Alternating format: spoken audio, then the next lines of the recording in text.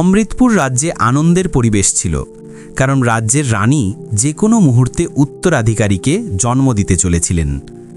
প্রজারা তাদের প্রিয় রানীর দীর্ঘ জীবন এবং নিরাপদ প্রসবের জন্য মন্দিরে প্রার্থনা করছিল। রাজা নিজেও অত্যন্ত আনন্দিত ছিলেন, কিন্তু তার মনেও সামান্য চিন্তা ছিল। তখনই ধাত্রীমা একটি ফুটফুটে শিশুকে নিয়ে মহারাজের দিকে এগিয়ে আসেন। শিশুটি দুধের মতো ফর্সা ছিল এবং তার কপালে একটি অর্ধচন্দ্রাকার চিহ্ন অর্থাৎ চন্দ্রবিন্দু ছিল। ধাত্রীমা বললেন, মহারাজ সোমেশ্বর, অভিনন্দন, আপনার একটি কন্যা হয়েছে।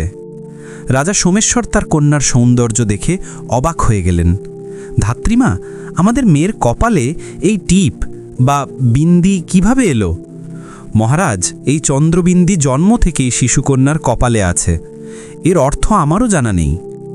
কয়েকদিন কেটে যাওয়ার পর রাজমহলে এক সিদ্ধ সাধু বাবার আগমন হলো। সাধু বাবা, রাজমহলে আপনার আগমন আমাদের ধন্য করল। মহারাজ, আমরা আপনার কন্যাকে আশীর্বাদ দিতে এসেছি, তাকে এখানে নিয়ে আসুন। মহারানী রত্না কন্যাকে নিয়ে রাজার কাছে এলেন। অদ্ভুত, রাজকুমারী তার কপালে চন্দ্রবিন্দু নিয়ে জন্ম নিয়েছেন। এটি কোনো সাধারণ ঘটনা নয়, তার উপর স্বয়ং চন্দ্রদেবের আশীর্বাদ রয়েছে। এই বালিকা কেবল আপনার সন্তান নয়, বরং সমগ্র রাজ্যের জন্য সৌভাগ্য ও সমৃদ্ধির প্রতীক হবে। রাজা সোমেশ্বর এবং মহারানী রত্না সাধু বাবার কথা শুনে অবাক হয়ে গেলেন। তারা তাদের কন্যাকে প্রেম ও গর্বের সাথে দেখতে লাগলেন। মহারাজ, এই টিপ কোনো সাধারণ টিপ নয়।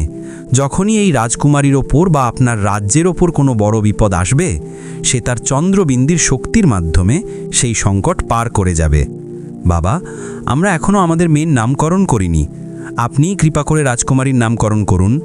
অবশ্যই মহারাজ, যার কপালে চন্দ্রবিন্দু শোভা পাচ্ছে তার নাম হবে রাজচন্দ্রিকা।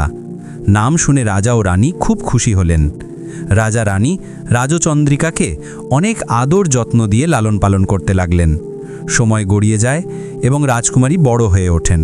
তার রূপ এতই মোহক ছিল যে বড় বড় রাজপরিবার থেকে রাজচন্দ্রিকার জন্য বিয়ের প্রস্তাব আসতে লাগল। ওহ রাজচন্দ্রিকা, তুমি এখন বড় হয়ে গেছো, কিন্তু তোমার ছেলে মানুষই একই রকম রয়ে গেছে। সকাল থেকে শুধু খরগোশ মেয়ে পুরো রাজমহলে ঘুরে বেড়াচ্ছ। মা, এটি খরগোশ নয়, আমাদের বন্ধু। তাহলে তুমি কি তোমার বন্ধুকে শ্বশুরবাড়িতেও নিয়ে যাবে? অবশ্যই, আমরা যেখানে যাব আমাদের বন্ধুও আমাদের সাথে যাবে। এইভাবে আনন্দের সাথে সময় কাটছিল। তারপর হঠাৎ অমৃতপুর রাজ্যে ভয়াবহ দুর্ভিক্ষের পরিস্থিতি তৈরি হতে লাগল। বৃষ্টি বন্ধ হয়ে গেল, নদী শুকিয়ে যেতে লাগল এবং সবুজ ক্ষেতগুলো মরুভূমিতে পরিণত হলো। গাছের পাতা শুকিয়ে গেল। রাজ্যের প্রজারা ক্ষুধা ও তৃষ্ণায় কাতর ছিল। প্রতিদিন রাজদরবারে এই সমস্যার সমাধান খোঁজার জন্য সভা বসত, কিন্তু কোনো সমাধান খুঁজে পাওয়া যাচ্ছিল না। রাজা সোমেশ্বর গভীর চিন্তায় ছিলেন। তখনই হঠাৎ তার সাধু মহারাজের কথা মনে পড়ল। মহারাজ, এই টিপ কোনো সাধারণ টিপ নয়। যখনই এই রাজকুমারীর ওপর বা আপনার রাজ্যের ওপর কোনো বড় বিপদ আসবে, সে তার চন্দ্রবিন্দুর শক্তির মাধ্যমে সেই সংকট পার করে যাবে। রাজা সোমেশ্বরের মনে আশার আলো জ্বলে উঠল। তারপর তিনি নিজেই উঠে রাজকুমারীর কক্ষের দিকে এগিয়ে গেলেন। কন্যা, আমাদের রাজ্যে ভয়ঙ্কর সংকট দেখা দিয়েছে। চারদিকে খরা ও দুর্ভিক্ষের প্রকোপ। আমার সাধু বাবার কথা মনে পড়ছে। তিনি বলেছিলেন যে তোমার চন্দ্রবিন্দুতে অলৌকিক শক্তি রয়েছে। তুমি কি এই সংকট থেকে তোমার রাজ্যকে বাঁচাতে পারো?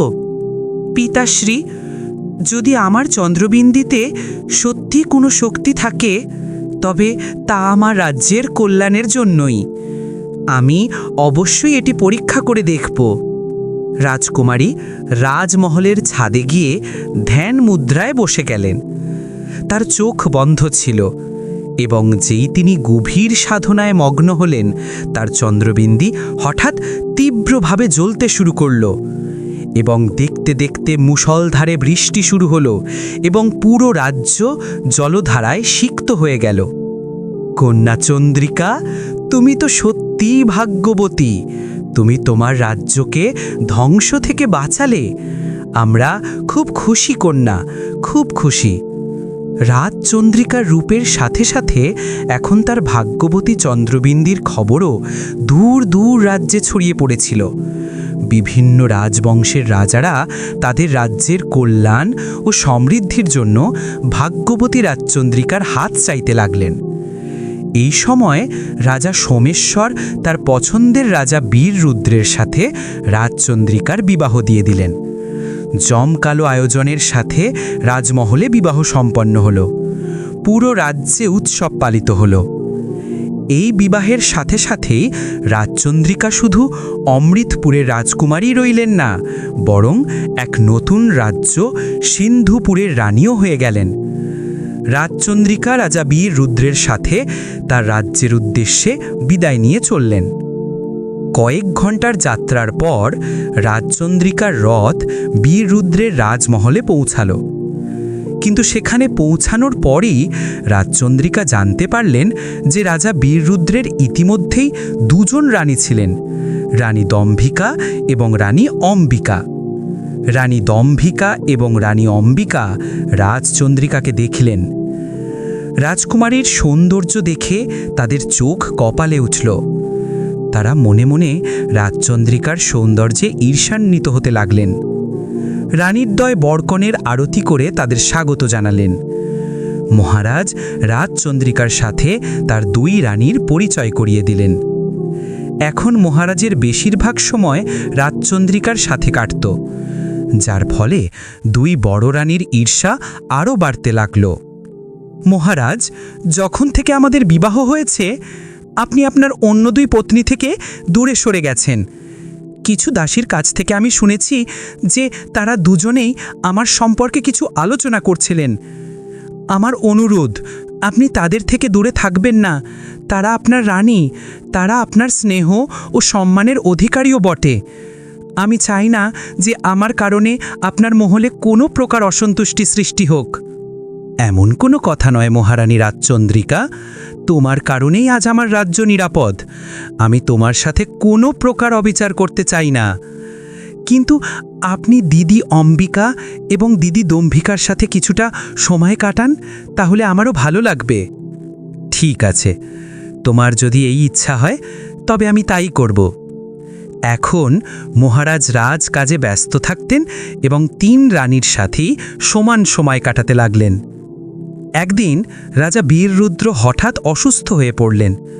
তার শরীর এত খারাপ হলো যে তিনি শয্যাশায়ী হয়ে গেলেন এবং তার দুই পায়ে কোনো সাড় ছিল না। রাজবৈদ্য, আমাদের রাজা কবে নাগাদ সুস্থ হবেন? আমি তাকে উন্নত মানের লতাপাতা দিচ্ছি, কিন্তু আমার হাতে আর কিছু নেই।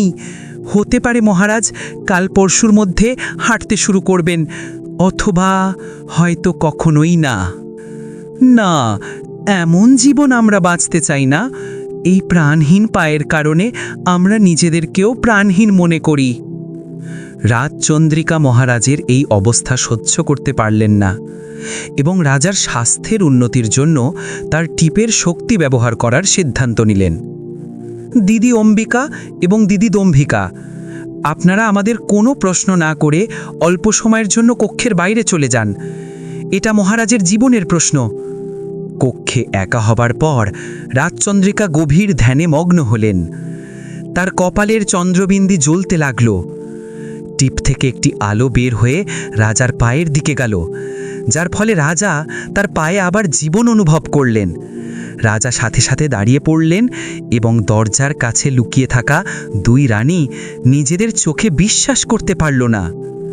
রাজচন্দ্রিকা, আজ পর্যন্ত আমরা কেবল আপনার চন্দ্রবিন্দুর শক্তির কথা শুনেছিলাম, কিন্তু আজ দেখলামও। আমি চিরকাল আপনার কাছে কৃতজ্ঞ থাকব। দুই রানীর ঈর্ষা চরম সীমায় পৌঁছে গেল। তাদের রাজার হৃদয়ে ছোট রানীর প্রতি বাড়তে থাকা ভালোবাসা অম্বিকা এবং দম্ভিকা সহ্য করতে পারছিলেন না। কিছুদিনের মধ্যেই মহারানী রাজচন্দ্রিকা সবাইকে সুখবর দিলেন যে তার পা ভারী হয়েছে। এই খবর শুনে সবাই খুব খুশি হলেন, শুধু মহারানী অম্বিকা এবং রানী দম্ভিকা ছাড়া। এই রাজচন্দ্রিকা তো গর্ভবতী হয়ে গেছে। আগে থেকেই তার কাছে জাদুকরী শক্তি রয়েছে, আর এখন সে গর্ভবতীও। এই বংশের উত্তরাধিকারী কি সে আমাদের আগে জন্ম দেবে? হ্যাঁ মহারানী, বিবাহের এত বছর পরেও আমাদের দুজনের কোনো সন্তান হয়নি, আর এত তাড়াতাড়ি গর্ভবতীও হয়ে গেল। মহারাজ তো আগে থেকেই আমাদের থেকে দূরে সরে গেছেন, আর এখন যদি সে পুত্রের জন্ম দেয় তবে মহারাজ চিরদিনের জন্য আমাদের হাতছাড়া হয়ে যাবেন। আমাদের যে কোনো উপায় এই চন্দ্রিকাকে রাস্তা থেকে সরাতে হবে, তবে এমনভাবে করতে হবে যেন আমাদের ওপর কারো কোনো সন্দেহ না হয়। এখন রাতের অন্ধকারে রানী অম্বিকা এবং রানী দম্বিকা চুপচাপ মহল থেকে বেরিয়ে ঘন জঙ্গল পার হতে লাগলেন এবং তারা এক অঘরীর কাছে গেলেন। তোমাদের দুজনের কাজ সফল হতে পারে এবং তোমাদের ওপর কারো সন্দেহ হবে না, কিন্তু পথ কঠিন। অঘরীজি, আপনি শুধু পথ বলে দিন, সেই পথে আমরা নিজেরাই চলতে পারবো। ঠিক আছে, তাহলে শোনো। রাজচন্দ্রিকার শক্তি তার চন্দ্রবিন্দির মধ্যে নিহিত।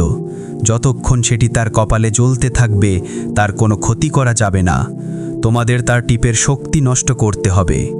তোমরা ঘূর্ণি ববণ্ডর মহলে গিয়ে সেখান থেকে কুসুম্ভ পাথর নিয়ে এসো এবং তার ছাই ভস্ম তৈরি করে সেই ছাই রাজচন্দ্রিকার কপালে লাগিয়ে দাও।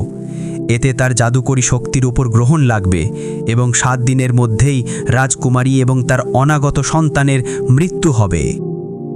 রানী দম্বিকা এবং অম্বিকা ঘূর্ণিমহলে প্রবেশ করলেন, যেখানে তীব্র বাতাস জোরে জোরে বইছিল। তিথি তম্বিকা, এমন যেন না হয় যে সেই রাজচন্দ্রিকার ক্ষতি করতে গিয়ে আমাদেরই ক্ষতি হয়ে যায়। আমার তো খুব ভয় লাগছে। আরে ঘাবড়িও না অম্বিকা, আমাদের ভেতরের ঘৃণার ঝড়ের সামনে এই ঝড় কিচ্ছুই নয়। বাতাস ভেদ করে 2 রানী সেই কুসুম্ভ পাথর তুলে নিলেন এবং আবার সেই ঘন জঙ্গল পার হয়ে রাজমহলে ফিরলেন। রাজমহলে পৌঁছে তারা অঘরীর বলা পদ্ধতি অনুসারে কুসুম্ভ পাথরের ছাই তৈরি করলেন। বোন চন্দ্রিকা, এই নাও প্রসাদ। আমরা তোমার সন্তানের জন্য পূজা করিয়েছিলাম এবং এই হলো তিলক। সত্যি দিদি, আপনারা দুজন খুব ভালো। দেখছো তো রাজকুমার, তোমার 2 বড় মা তোমার এবং আমাদের কতটা খেয়াল রাখেন। এবার তুমি বিশ্রাম নাও, আমরা চলি। তিলক লাগিয়ে অম্বিকা এবং দম্বিকা দুজনেই সেখান থেকে চলে গেলেন। কিছুক্ষণের মধ্যেই রাজচন্দ্রিকার শরীর খারাপ হতে শুরু করলো। তার মাথা ঘুরতে লাগলো এবং তার শরীর ধীরে ধীরে নীল হতে লাগলো। বাস দিদি, আর কিছুক্ষণের মধ্যেই আমরা এই চন্দ্রিকার হাত থেকে চিরতরে মুক্তি পাব। অন্যদিকে চন্দ্রিকার শরীর খারাপ হতে লাগলো। তার শরীর কালো হতে শুরু করলো এবং তিনি অজ্ঞান হয়ে গেলেন। লোকেদের দেখানোর জন্য অম্বিকা দম্বিকা তক্ষুনি রাজবৈদ্যকে ডাকলেন। তক্ষুনি সেখানে রাজমহারাজ বীর রুদ্র চলে এলেন। এ কি হচ্ছে? রাজচন্দ্রিকার এমন অবস্থা হলো কিভাবে? মহারাজ, আমার তো কিছুই বোধগম্য হচ্ছে না। শুধু এতটুকু বলতে পারি যে মহারানীর হাতে সময় খুব কম। মহারাজ বীর রুদ্রের কিছু মাথায় আসছিল না যে তিনি কি করবেন, কোথায় যাবেন। ধীরে ধীরে তার রাজ্যে ভয়ঙ্কর রোগ ছড়িয়ে পড়তে লাগল। মানুষ অকাল মৃত্যুর শিকার হতে লাগল। খাদ্য গুদামগুলোতে হঠাৎ আগুন লেগে গেল, ফলে রাজ্যে খাদ্যের চরম অভাব দেখা দিল। চারদিকে হাহাকার পড়ে গেল। মহারাজ বীর রুদ্র পুরোপুরি অস্থির হয়ে পড়লেন। তার এই অনুভূতি হতে লাগল যে এসব রাজচন্দ্রিকার খারাপ অবস্থার সাথে জড়িত।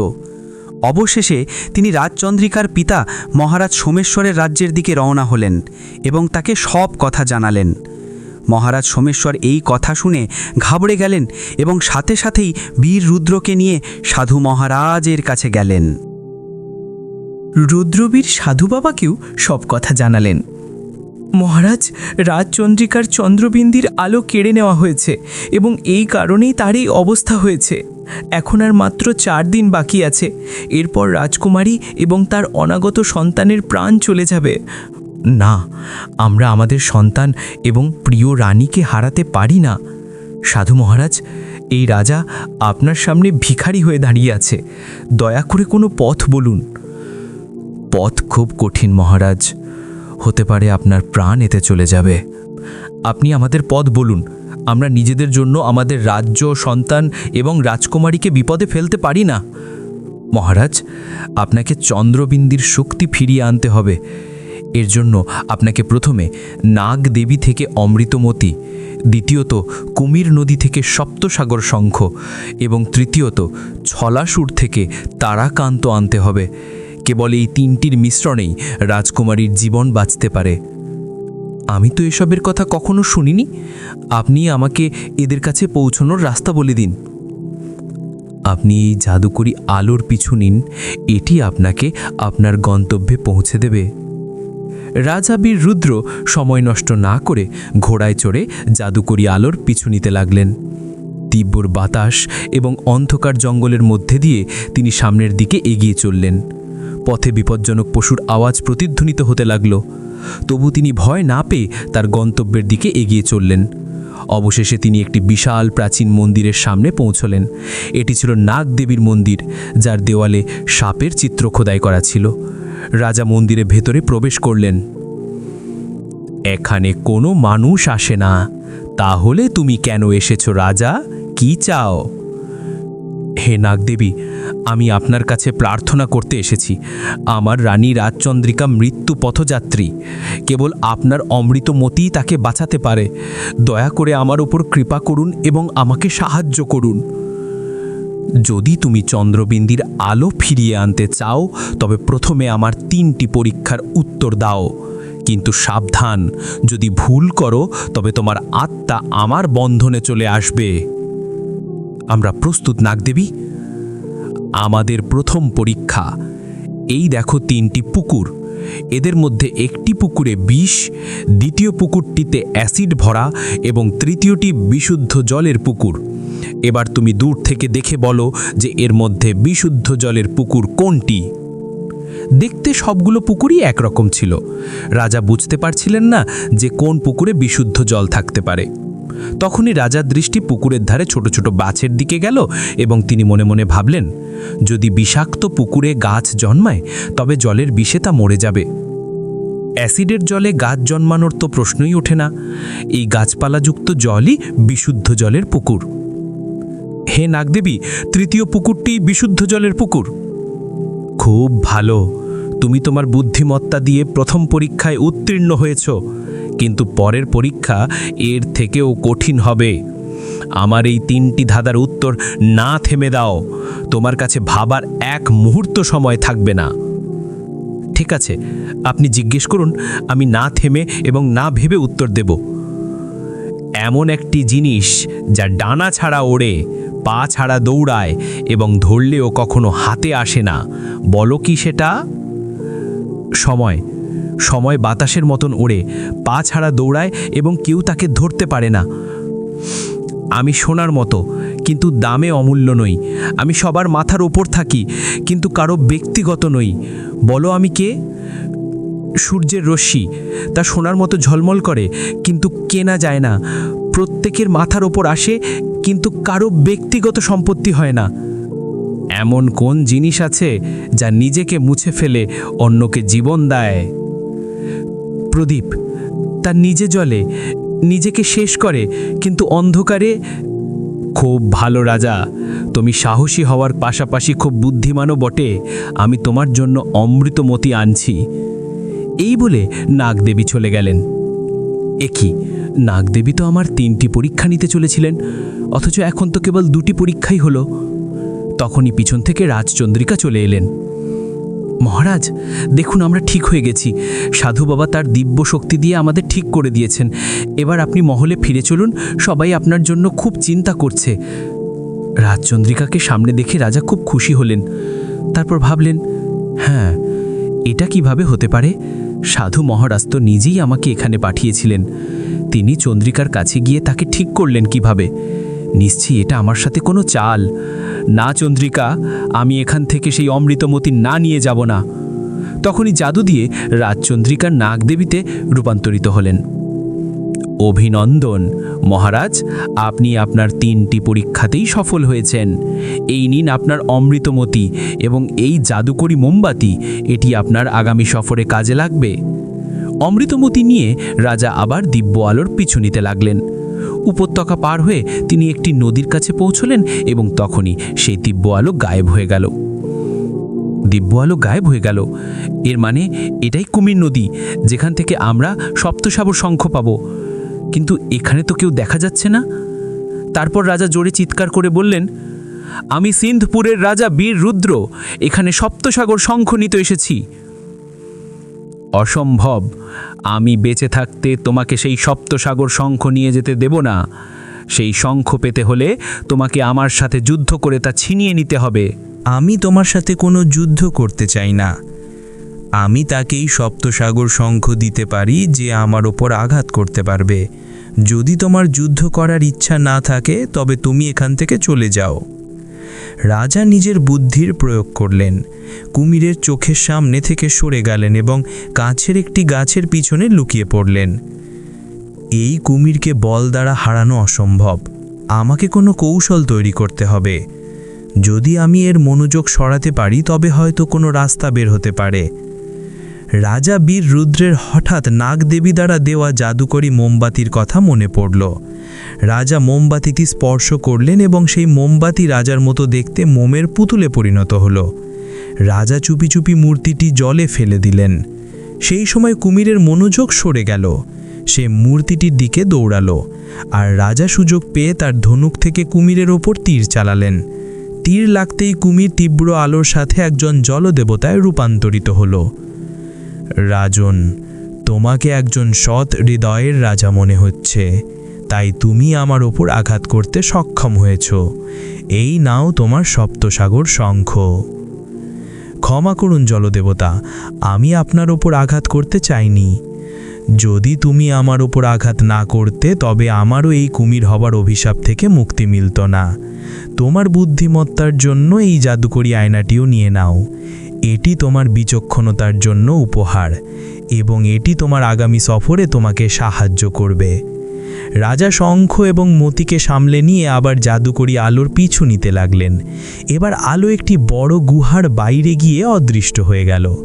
তখন রাজা বীর রুদ্র গুহার ভেতরে প্রবেশ করলেন এবং তার উদ্বেগ বাড়তে লাগল। নিজের সামনে একটি বিশাল, শক্তিশালী এবং ভয়ঙ্কর রাক্ষসকে দেখে বীর রুদ্রের কপালে ঘাম দেখা দিল। ছলাসুরজি, আমি এখানে তারাকান্ত নিতে এসেছি। এই শুনে রাক্ষস ছলাসুর হাসতে লাগল। যদি তোমার তারাকান্ত চাই তবে তোমাকে আমার সাথে লড়তে হবে। প্রস্তুত হয়ে যাও। রাজার কাছে লড়াই করা ছাড়া আর কোনো পথ ছিল না, তাই তিনি তরোয়াল দিয়ে রাক্ষসের ওপর আঘাত করলেন, কিন্তু ছলাসুরের ওপর এর কোনো প্রভাব পড়ল না। তোমার সব আঘাত বৃথা বীররুদ্র। তোমার তরোয়াল আমার সামনে কিছুই করতে পারবে না। আমি অমর। রাজা কোনোভাবেই বুঝতে পারছিলেন না যে তিনি এখন কিভাবে তারাকান্ত অর্জন করবেন। তখনই রাজার দৃষ্টি রাক্ষসের ছায়ার ওপর পড়ল, যা দেখা যাচ্ছে না। রাজা মনে মনে ভাবলেন, এটা কি হচ্ছে? আমার ছায়া তো দেখা যাচ্ছে, কিন্তু এই রাক্ষসের ছায়া কেন নয়? সাথে সাথেই রাজা ছায়ার ওপর তরোয়াল দিয়ে আঘাত করলেন। না! ফলে রাক্ষস প্রথমে ধোঁয়া এবং তারপর ছাইয়ে রূপান্তরিত হলো। তারপর সেই ছাই থেকে একটি ঝলমলে আলো বের হলো। মনে হচ্ছে এটাই সেই তারাকান্ত। এটাই সেই শক্তি যা আমাকে খুঁজতে হয়েছিল। রাজা তারাকান্ত নিয়ে আবার মহলে ফিরে এলেন। এবার সাধু বাবা অমৃতমতিকে রাজকুমারীর সাথে ছোঁয়ালেন। তারপর শঙ্খ দিয়ে চন্দ্রবিন্দুকে স্পর্শ করলেন এবং অবশেষে তারাকান্ত ছোঁয়াতেই রাজকুমারীর শরীর তার আগের অবস্থায় ফিরে এলো। রাজকুমারী চোখ খুললেন। মহারাজ, এখন কি আপনি সুস্থ বোধ করছেন? হ্যাঁ মহারাজ, এখন আমরা আগের চেয়ে ভালো অনুভব করছি। মহারাজ, রাজচন্দ্রিকার এই অবস্থার জন্য রানী অম্বিকা এবং দম্বিকা ভাই, তারা কস্তুর ছাই দিয়ে রাজকুমারীর এই হাল করেছিল। মন্ত্রীজি, রানী অম্বিকা এবং দম্বিকাকে কারাগারে নিক্ষেপ করা হোক। জি মহারাজ, যেমন আপনার আদেশ। সাধু বাবা, আমাদের সন্তানের তো কোনো ক্ষতি হয়নি? না মহারানী, আপনার সন্তান একদম সুস্থ আছে। ধন্যবাদ সাধু বাবা, আপনি আমাদের অনেক বড় চিন্তা দূর করলেন। এখন আমাদের বিশ্বাস যে আমাদের আগামী প্রজন্ম সুখী এবং নিরাপদে থাকবে। মহারাজ, আপনি আপনার সাহস এবং বুদ্ধিমত্তা দিয়ে একটি অসম্ভব কাজকে সম্ভব করেছেন। যদি আমাদের এই ভিডিওটি ভালো লাগে তাহলে অবশ্যই তাকরিম ভয়েস চ্যানেলটিকে সাবস্ক্রাইব